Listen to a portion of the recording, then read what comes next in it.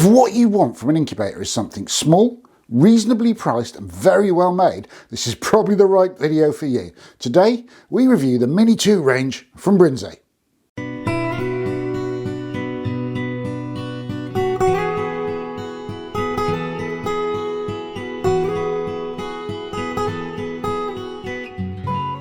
Hello, welcome to English Country Life. Welcome to the kitchen. My name's Hugh and today I want to talk to you about small home use incubators, specifically the Brinsea Mini 2 range. They're a range of incubators that cover 7 to 10 hen's eggs, different numbers depending on the type of eggs you're using. They've got 3 models in the range, from simple, straightforward, get to the job done model, up to really very advanced models, and we're going to look at all 3 today and compare and contrast them. I want to thank Brinsea because when we put together this series of videos on poultry incubation, they helped us out because we didn't have every single model, and they have helped us out so that we can illustrate the full range and explain the pros and cons to you. So thanks Sally at Brinsea for all your help. What we're going to do today is firstly look at how the Mini 2 incubator goes together and what its basic features are. And then I want to cover off the key principles of incubation that we talked about in the first of our series here. The things that make your incubation successful, and they are temperature control, egg turning and humidity control. And we're going to look at how each of the models in the range achieve those. And then we're going to wrap it up with my review of the range, what I think of it, what I think's good and what I think could be improved. Let's get started.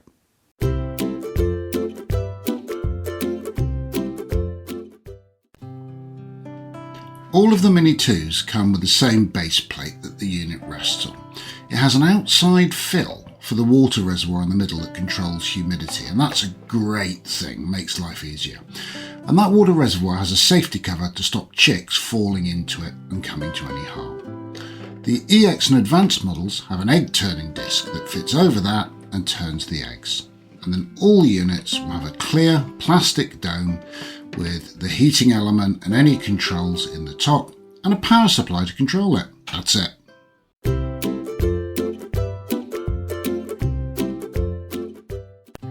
The base level Eco model of the Mini 2 range doesn't come with automatic turning, but the upside of that is you can actually fit more eggs in. They tell me you can fit 10 eggs in, but I find with our larger Orpington eggs, etc., 9 is a better number.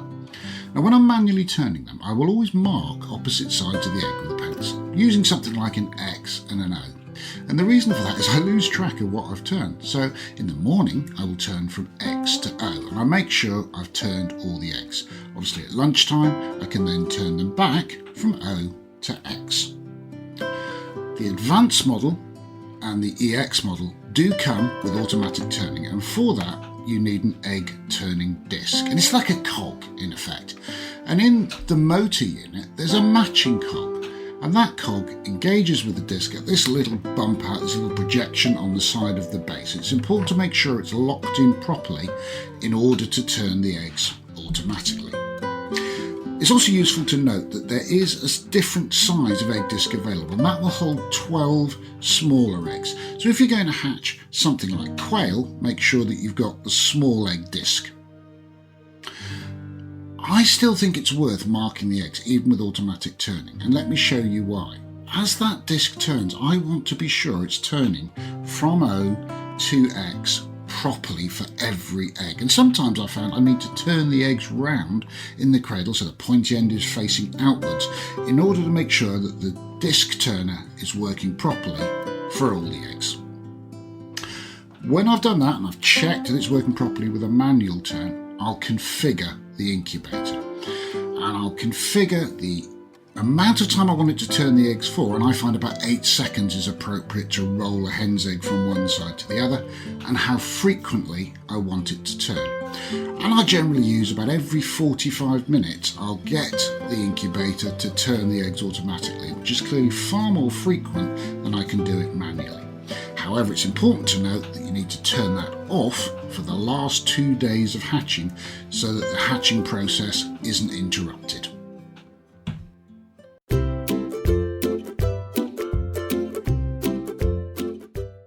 The Eco and Advanced models both have a manual fill for water to increase humidity, and that runs through to a central reservoir where water can evaporate and increase the humidity inside. It does it through a narrow pipe on the base of the unit. I found that external fill a little bit tricky to fill neatly, so I got one of these small watering cans designed for houseplants, and I found I could actually get the water in there without slopping it everywhere. It's particularly important when the dome is in place. As you can see, it's a small area to fill.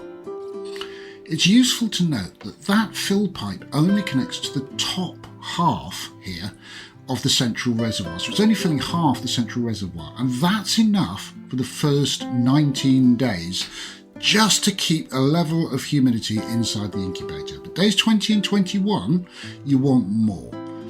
If you continuously fill and allow it to drain down that external water reservoir, eventually it will overflow that central divide. Look at the central water reservoir, and water flows into the other half of it, and that increases the humidity, and that's how to keep it for day 20 and 21. The EX model is completely automated, and to help that work, what you need to do is put a piece of stiff paper cum cardboard in the central reservoir and then put the safety cover back on top of that. What you then do is connect a small narrow pipe into a water reservoir. I'm using an old honey jar with a hole punched in the lid. You can use a water bottle, anything like that keeps dust out, keeps the water contained and safe, and then the central unit will detect when humidity is low, it's programmable, and pump it up. It does that using a capstan pump, which is very clever. It just basically massages liquid along the pipe, drips it onto that paper where it can evaporate. You program the level of humidity you want, about 50% for the first 19 days, then about 65% for the last 2. It detects when it falls below that, runs the pump, draws water up, drips it on the paper where it evaporates. I've tried to show you the water running through the pipe, and it's very difficult when it's full and operating normally because it's just a continuous column of water. But right at the beginning, it draws up a few drops of water interspersed with air, and you can see it just creeping along the pipe here. It may not seem like much water, but trust me, it's plenty, and it controls the humidity internally very effectively.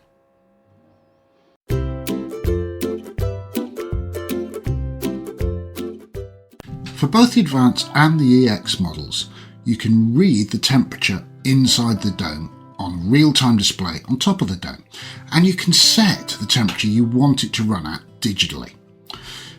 Here's the thing though, for almost all poultry, it's going to be 37.5 degrees centigrade, and all I've ever done with our incubators is set them to 37.5 degrees centigrade and leave them there. I've never had any occasion to change it. Now, let's have a look at the Eco model. The Eco model doesn't have the display, but it does have the thermostatically controlled heating, and it comes pre-configured to 37.5 centigrade. You can adjust it with a screw on the back, but honestly, for almost all poultry that you're ever likely to hatch in this unit, there's no need to. Now, you might be a little bit worried, is it working correctly? Well, it does come with a glass thermometer that you can put inside the unit so that you can monitor it is holding the correct temperature for the type of poultry that you're looking to hatch. Let's do pros and cons. There's a lot of pros to this reg, but there are a few things that, I think maybe aren't necessarily perfect.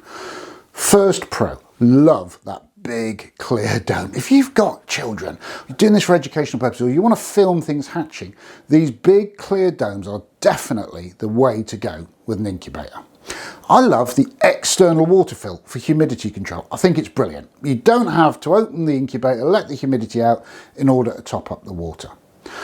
This is a big one. I love the fact that you can get the Eco version of this incubator for under £100. Now let's just think about that for a minute. If you hatch 7 eggs, 3 of them are hens. You got a bit unlucky, you got more cockerel than hens. Well, we sell point-of-lay rare breed hens at £45 a bird or more. So that's £135 for 3 hens. Well, you didn't pay that for the incubator.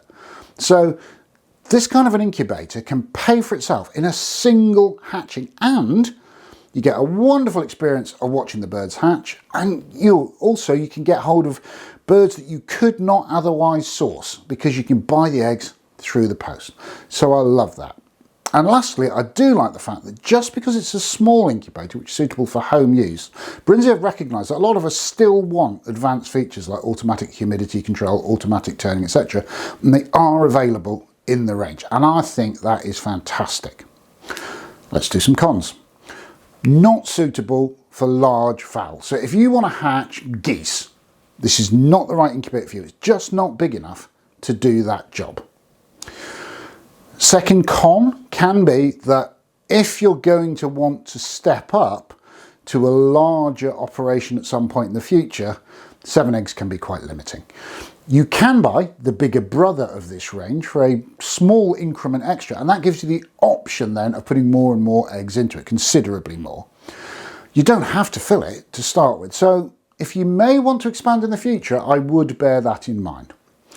And the third thing I would say is the disc turning, whilst it's excellent, is not as foolproof as the cradle turning in some of the larger machines. It is possible that as the disc rotates, that an egg can sort of skip out of its little cup and not turn properly. It's something to keep an eye out for. I've seen it once, having used both this one and its big brother quite extensively during testing. So it's not something to be overly concerned about, but it is just something to be aware of. So that's what I would see as the pros and cons of this range. One other enormous pro. Right now, up to May 2023, we have been given an exclusive offer from Brinsea. If you buy the Advance or the EX model, you can get a free overview candler by using our code. And I'll put that code down in the description below. But if you're going to get into incubation, you're going to need a candler. So why not get a free one? What a fantastic opportunity. That is my considered view. We've used it, we've tested it extensively, the Brinsea Mini 2. I really like it, and I think you'd be wrong to either underestimate the range or underestimate the Eco model, the entry-level model in the range. You can do a really good job with that, and I think that is a much better incubator for your money than a larger one, a cheap, badly made, imported one that isn't going to be anywhere near as reliable or as well supported as a Brinsea. So when people think that, you know, it has to be expensive to get into incubation, no, it really, really doesn't. If you've enjoyed today's video, can you spare us 5 seconds? Give us a thumbs up down below. If you have any questions at all about incubating and breeding chickens and other birds, please leave us a comment and we'll try and answer that question either in the comments or in a subsequent video. And if you'd like to see those videos and everything else we do, just tap on subscribe down there, hit the bell next to it. It's a free service, but you'll get to hear every time we upload a new video. For today, thanks for watching. Come back and see us soon. Take care.